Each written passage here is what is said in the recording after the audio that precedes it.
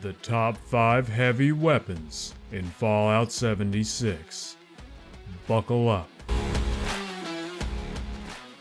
At number 5, we have the .50 cal machine gun.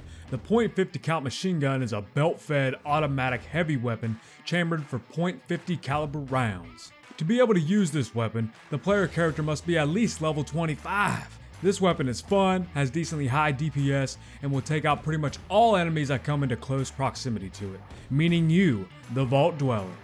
Ways to obtain this weapon include as follows: may appear as a random spawn after killing Scorch Beasts, can spawn inside an emergency airdrop, and the most popular is the unique variant called Final Word. So as you can see, if you want to feel like a hardcore Terminator killer, then this weapon is for you people. This mutant had a perception stat of -55, but finally came to his senses. Bethesda. Sent this one back flying like an action movie. That's the main thing I love about this weapon, is its ragdoll effect it has on the enemies. It's just simply majestic. Then, to top it off, I took out the huddled up football team. It even works well with a glowing super mutant behemoth. Took him out in about 6 seconds. At number 4, we have the Plasma Caster. The Plasma Caster is a powerful energy weapon, similar in rate of fire and range to the ballistic gatling gun. The Plasma Caster deals considerably more damage than other energy weapons, but suffers from a low magazine size and rate of fire. It can be further upgraded to drain enemy fusion cores with each hit. When crafted, Plasma Casters use legendary modules, becoming legendary weapons with randomly determined effects. This weapon is available from the Wastelanders expansion. This weapon reminds me of a heat-seeking missile, and a fun fact about this weapon is that it's based off Fallout 1 and 2's plasma rifle. Straight out of the gate, these ghouls were absolutely swarming me, but in the end, they were no match for Cubby. Then a Wendigo joined the party, but I quickly ended the party. This ghoul tried to sneak attack me, but it failed.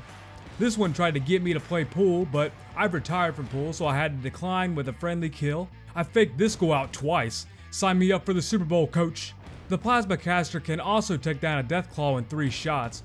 However, Bethesda severely nerfed Deathclaws over the years, which is a shame. This monster dropped a Plasma Caster of his own, which was nice. Then I ended it off by killing some narcoleptic ghouls. However, it's not too effective on this behemoth unless you have a bloodied variant or are using a sneak attack.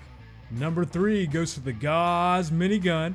The gauss minigun is a powerful automatic ballistic weapon that rapidly fires 2mm electromagnetic cartridges that explode on impact.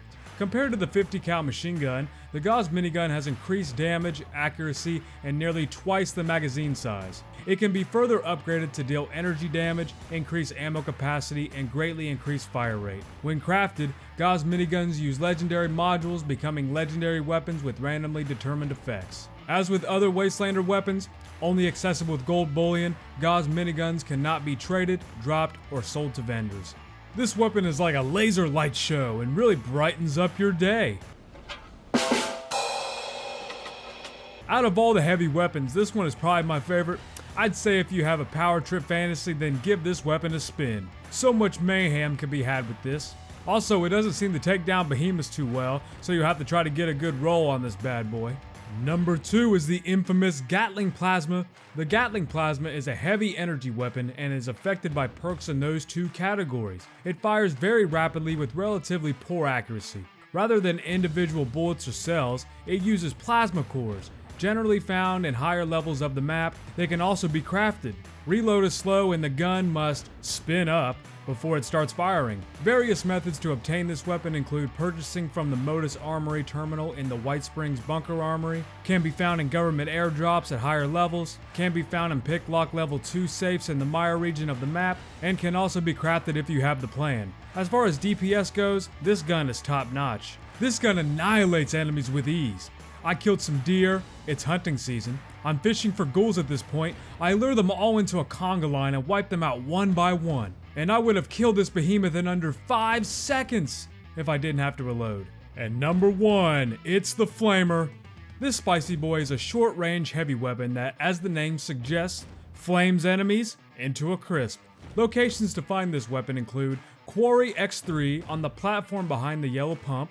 Another can be found at Grafton Steel, underground next to the corpse of the doctor in the first large area at the end of the collapsed hallway in the northwest corner. Also can be crafted if you have the plan. to go out and start a barbecue. I put this at number 1 because, as you can see, it kills enemies very quickly, and later you will see some insane killing speed. This mutant did a flying Jesus pose, this mutant hound was coding on the computer, and this dog got stuck inside the cage, so I pointed and laughed. As soon as I opened the door, I mowed down this squad and burnt them into a crisp by surprise. And like I said, the killing speed on this weapon is insane. Pretty much took down this behemoth instantly. There it is, everybody, the top 5 heavy weapons in Fallout 76. I hope everyone enjoyed and learned something from this video. Last video I released was a steel farm video. Go check that out if you're curious. And as always, have a good one.